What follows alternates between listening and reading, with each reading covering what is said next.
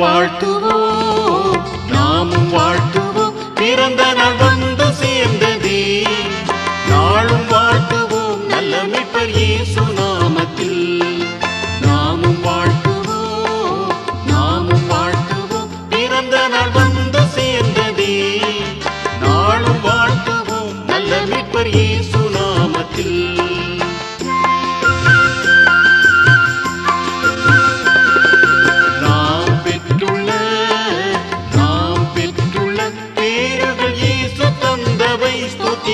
நாமும் வாழ்த்துவோம், பிறந்த நாள் வந்து சேர்ந்ததே.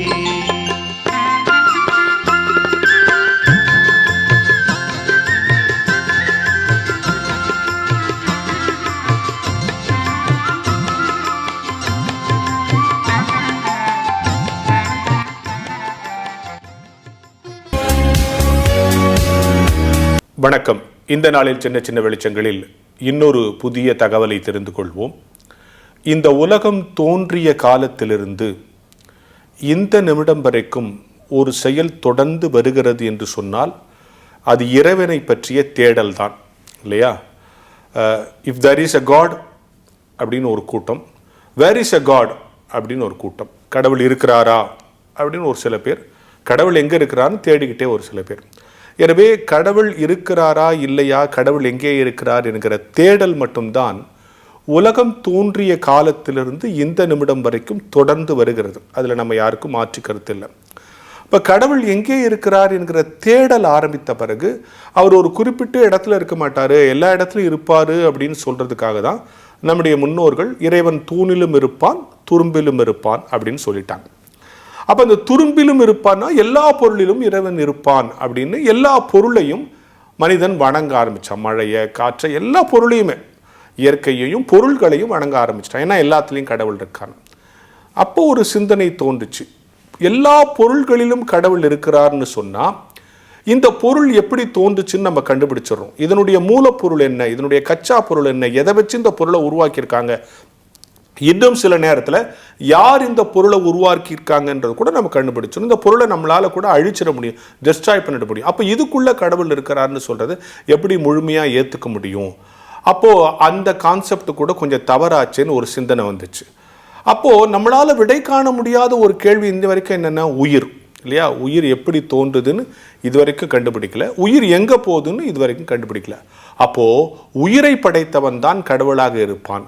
அப்போ எல்லா பொருளிலும் இறைவன் இருக்கிறான்ங்கிற கான்செப்ட் மெல்ல எல்லா உயிரிலும் இறைவன் இருக்கிறான் அப்படின்னு மாறிடுச்சு. அப்போ எல்லா உயிரிலையும் இறைவன் இருக்கிறான். இப்போது கடவுளை பார்க்கணுமா, உன் பக்கத்து மனுஷங்கிட்ட கடவுளை பாரு. அதனால தான் பைபிளில் உன்னை போல பிறனை நேசி, உன் பார்க்குற சகோதரனை நேசிக்காமல் பார்க்காத கடவுளை எப்படி விசுவாசிக்க முடியும்லாம் வசனங்கள்லாம் இருக்குது. அப்போது கடவுள் எங்கே இருக்கிறார்? எங்கள் பக்கத்து வீட்டில் இருக்கார், எங்கள் எதிர் வீட்டில் இருக்கார், என்னை சுற்றி இருக்கிற மனிதர்கிட்ட கடவுள் இருக்கார், எல்லா உயிரிலும் கடவுள் இருக்கிறார். இப்போ அடுத்த கேள்வி, சரி என் பக்கத்து வீட்டில் இருக்கிறவன்கிட்ட கடவுள் இருக்கார் நான் பார்க்க போனால் அவனும் கடவுளை தேடிட்டு இருக்கானே, அவனுக்குள்ளே கடவுள் இருக்கான்னு நான் போனால் அவனும் கடவுள் எங்கன்னு தேடிக்கிட்டு இருக்கான். இங்கே தான் ஒரு ஆன்மீக தெளிவு வரணும். அவனும் கடவுளை தேடிட்டு இருக்கானா, அவனுக்குள் இருக்கிற கடவுளை நீ காண், உனக்குள் இருக்கிற கடவுளை அவனுக்கு காண்பி, அவ்வளோதான். சக மனிதனுக்குள் இருக்கிற கடவுளை நீ தரிசிக்க வேண்டும், உனக்குள் இருக்கிற கடவுளை நீ அவனுக்கு காண்பிக்க வேண்டும். இதுதான் சரியான இறையியல் புரிதல். இப்போ இதை புரிஞ்சுக்கிட்டவங்க மிகச்சிறந்த ஆன்மீகவாதியாக இருக்கிறாங்க. அதெல்லாம் இல்லைங்க, நாங்கள் சொல்கிற ஷேப்பில், நாங்கள் சொல்கிற வடிவத்தில், நாங்கள் சொல்கிற இடத்துல தான் கடவுள் இருக்காங்கன்னா அவர்களெல்லாம் மதவாதிகள். அது தொடர்பான மத கருத்து வேறுபாடுகள். அப்போது எல்லா மனிதனுக்குள்ளும் கடவுள் இருக்கிறார், சக மனிதனை நேசிக்க வேண்டும், உனக்குள்ளேயும் கடவுள் இருக்கிறார், உனக்குள் இருக்கிற கடவுள் அது அவனுக்குள்ளேயும் இருக்கிறார்.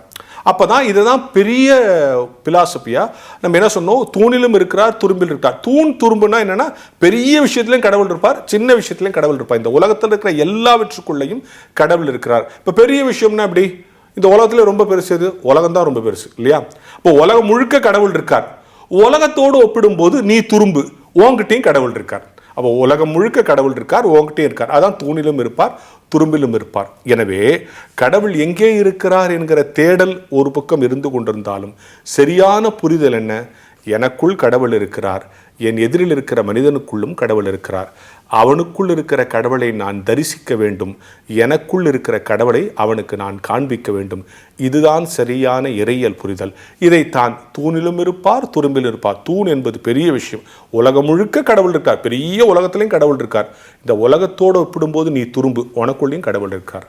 உனக்குள் இருக்கிற கடவுளை நீ கண்டுபிடிப்பதும் இல்லை, உன் எதிராளிக்குள் இருக்கிற கடவுளை நீ கண்டுகொள்வதும் இல்லை.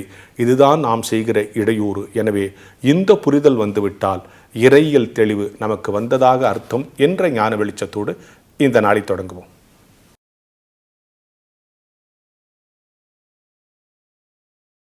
கிறிஸ்துவுக்குள் பிரியமான வான்மலர் நிலைய நேயர்கள் யாவரையும் அன்போடு கூட நான் வாழ்த்துகிறேன். இந்த காணொளி வழியாக உங்களை சந்திப்பதிலும் ஆண்டுடைய இறை சத்தியங்களை உங்களோடு பகிர்ந்து கொள்வதிலே கடவுளுக்கு நான் நன்றி சொல்கிறேன். இந்த நாளில் உங்களோடு பகிர்ந்து கொள்ளும்படியாக தெரிந்து கொள்ளப்பட்ட திருமறை பகுதி, அது அப்போஸ்தலனாகிய பவுல் கொலோசியர் திருச்சபையாருக்கு எழுதுகிற கடிதம் 3ஆம் அதிகாரம் வசனங்கள் 13-14 நான் வாசிக்கிறேன். ஒருவரை ஒருவர் தாங்கி ஒருவர் மேல் ஒருவருக்கு குறை உண்டானால் ஒருவருக்கு ஒருவர் மன்னியுங்கள், ஆண்டவர் உங்களுக்கு மன்னித்தது போல நீங்களும் மன்னியுங்கள். பிரியமானவர்களே, கிறிஸ்தவ வாழ்க்கை என்பது ஒருவரை ஒருவர் தாங்கக்கூடிய வாழ்க்கையாக இருக்கிறது. இன்றைய காலகட்டங்களில் பிறரை நேசிக்கவோ பிறரை தாங்கவோ மனிதனுக்கு மனமில்லை. போராட்டமான உலகம், சுயநலமான வாழ்க்கையில பிறரை குறித்த கரிசனையோ பிறரை குறித்த எண்ணங்களோ இல்லை. தான் மட்டுமே வாழ வேண்டும் என்ற சுயநலத்திலே மனிதன் ஓடிக்கொண்டிருக்கிறான். குறிப்பாக இன்றைய சமூகத்தில் நீங்கள் நன்றாக பார்த்தீர்கள் என்று சொன்னால், முதியோர் இல்லங்களும் அநாத இல்லங்களும் தெருவோரங்களிலே அநேக முதியோர்களும் அநேக மக்கள் வாழ்ந்து கொண்டிருக்கிறதை நாம் பார்க்கிறோம். அவர்களை பார்த்தெல்லாம் நாம் வியப்போடு ஏன் இவங்க எந்த நிலைமைக்கு வந்துட்டாங்க என்று நாம் யோசிக்கிறோம். இதற்கு காரணம் ஒருவரை ஒருவர் தாங்கிக் கொள்ள மனமில்லை.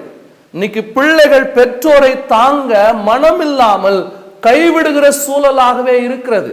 ஆனால் கிறிஸ்தவ வாழ்க்கை என்பது துயரத்திலும் துன்பத்திலும் வியாதியிலும் போராட்டத்தில் வாழ்கிற மக்களை தாங்கக்கூடிய வாழ்க்கையாகவே இருக்கிறது. ஏனென்றால் நாமும் கைவிடப்பட்ட நிலையில இருந்த போது கடவுள் நம்மை தாங்குகிறவராகவே இருக்கிறார்.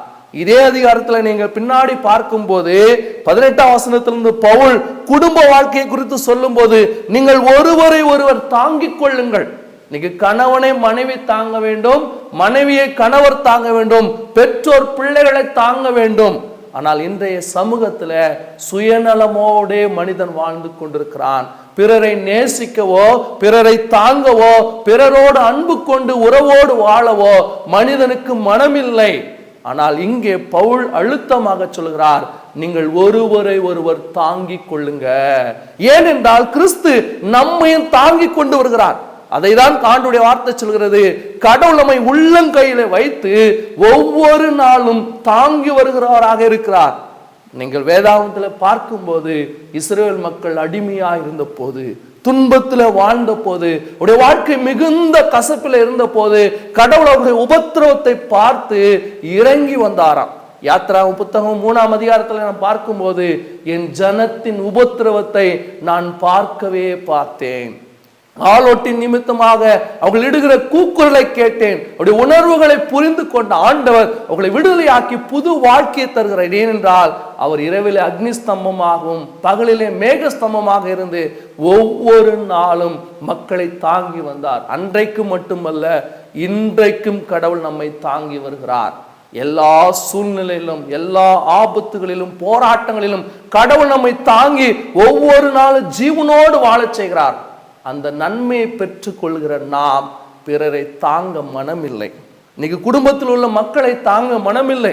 நம்முடைய சகோதரனே ஏழையாகவோ தரித்திரனாகவோ கஷ்டத்துல இருந்தால் அவனை தாங்கவோ அவனுக்கு உதவி செய்யவோ நாம் மனமற்றவர்களாகவே வாழ்ந்து கொண்டிருக்கிறோம். ஆனால் பவுல் இங்கு அழகாக சொல்கிறார், நீங்கள் ஒருவரை ஒருவர் தாங்கிக் கொள்ளுங்கள். இரண்டாவது, நீங்கள் ஒருவருக்கு ஒருவர் குறை உண்டானால் ஒருவருக்கு ஒருவர் மன்னித்துக் கொள்ளுங்கள். இன்னைக்கு நம்முடைய குறையை நாம் எண்ணி பார்க்க மனமில்லை. நான் செய்வது மட்டும்தான் சரி என்று நம்மை நாமே நாம் பெருமைப்படுத்திக் கொள்கிறோம். ஆனால் அப்படி அல்ல. இன்னைக்கு குறை உண்டால் மன்னிக்க மன வேண்டும். இன்னைக்கு நிறைய குடும்பங்களில கணவனை மனைவி மன்னிக்க மனமில்லை, மனைவியை கணவர் மன்னிக்க மனமில்லை. அதனால்தான் இன்னைக்கு நிறைய நீங்க கோர்ட்ல போய் பார்க்கும்போது விவாகரத்துல கிறிஸ்தவம் தான் இன்னைக்கு முதலிடமா இருக்கிறது. ஏனென்றால் இதற்கு காரணம் மன்னிக்க மனமில்லை, இருதயம் கடினமா இருக்கிறது, அவர்களை மீது கோவப்படுகிறார். சில நேரங்கள் நீங்க பார்க்கணும்னா அவன் செத்தாலும் அவங்க கூட நான் பேச மாட்டேன், அவன் உறவே எனக்கு வேண்டாம் என்று அநேக குடும்பங்கள் இன்னைக்கும் அநேக மனிதர்கள் வாழ்ந்து கொண்டிருக்கிறார்கள். அப்படி அல்ல, நாம் ஒருவருடைய ஒருவர் குறையை மன்னிக்க வேண்டும். ஏனென்றால் கிறிஸ்து நம்மை மன்னித்திருக்கிறார்.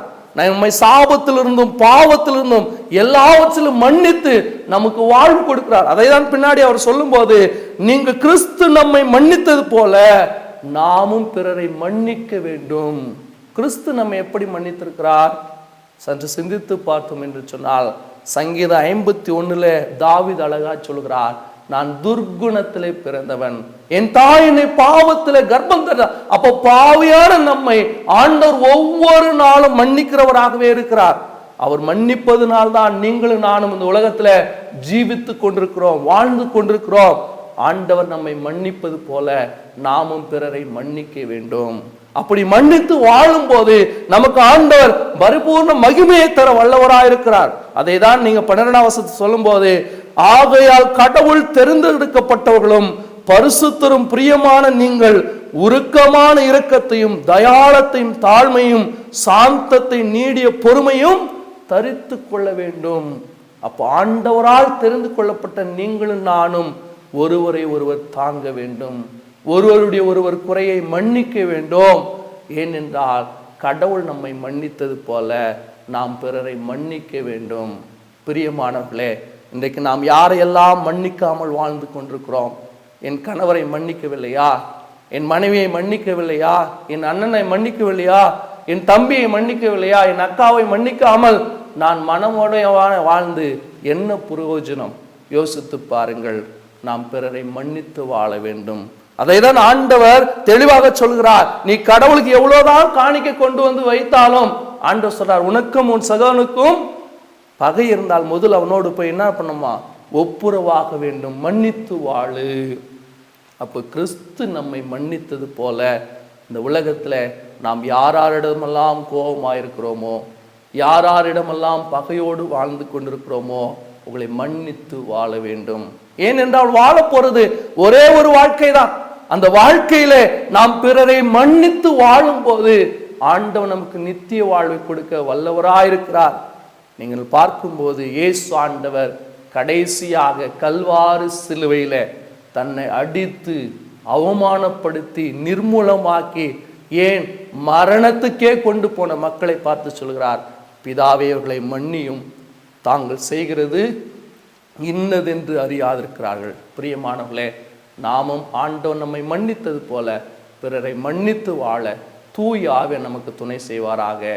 ஆமேன். எல்லா புத்திக்கு மேலான தேவ சமாதானம் உங்கள் இருதயங்களையும் சிந்தனைகளையும் கிறிஸ்து இயேசுவுக்குள் காத்துக் கொள்வாராக. ஆமேன். ஜெபம் செய்வோம். அன்புள்ள நல்ல ஆண்டவரே, இரக்கங்களின் பிதாவே, நன்றோடுமை துதிக்கிற சுவாமி, இதோ கேட்ட திருவசனங்களிலே நீர் எங்களுக்கு கொடுத்த வாழ்க்கையில நாங்கள் பிறரை மன்னித்து வாழ ஆண்டவர் எங்களுக்கு கிருபை பாராட்டும். ஏனென்றால் எங்களை நீர் மன்னித்து ஒவ்வொரு நாளும் இந்த உலகத்தில் வாழ செய்கிற சுவாமி, அந்த மன்னிப்பில் நாங்களும் பிறரை மன்னித்து வாழ ஆண்டவர் எங்களுக்கு கிருபை பாராட்டும்படியாய் கிறிஸ்து இயேசுவின் வழியாய் ஜெபிக்கிறோம். ஜெபம் கேளு நல்ல பிதாவே. ஆமேன். நமது ஆண்டவராகிய இயேசுவுடைய கிருபையும் பிதாவாகிய கடவுளின் அன்பும் தூய ஆவியாருடைய தேவ பிரசன்னமும் பாதுகாப்பும் வழிநடத்தலும் உங்கள் அனைவரோடும் இன்றும் இன்றும் சதா காலங்களிலிருந்து உங்களை பலப்படுத்தி காப்பாராக. ஆமேன். வான்மலரின் புதிய முகவரி கிறிஸ்டியன் மீடியா சென்டர், 105 பாந்தியன் சாலை, 2வது தளம், மியூசியம் எதிரில், எக்மோர், சென்னை 6,08,000.